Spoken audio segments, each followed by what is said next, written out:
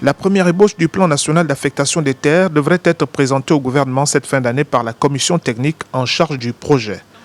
Elle a pour vocation de mettre fin au chevauchement entre différentes administrations. La société civile veut être utile au processus de collecte de données avant la mouture finale. Elle vient donc de se mettre à l'école du savoir pour comprendre les enjeux de la cartographie participative.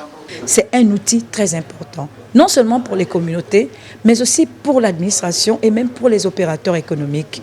Parce que mieux vous connaissez la zone d'activité des populations, mieux vous savez gérer les conflits potentiels qui peuvent naître. Ce guide explique comment, à travers son mécanisme, il faut sécuriser le foncier et les droits coutumiers.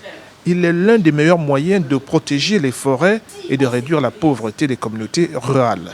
Il est nécessaire pour nous, organisations de la société civile, de savoir quelles sont les orientations qui seront prises en matière d'utilisation des terres. Les experts de ce premier café climatique ont déjà eu à gérer des situations similaires sur le terrain. Ça a servi par exemple dans la zone qui est aussi mondiale, connue normalement.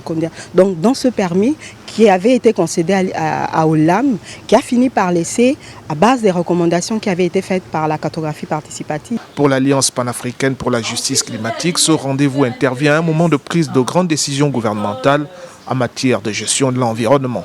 Cet atelier aussi arrive au point nommé à un moment où le nouveau ministre des forêts gabonaises, le professeur Lee White, a pris un arrêté pour la récupération des bois, des grumes qui avaient été délaissés et qui nous règle un problème important, celui de l'adaptation au changement climatique.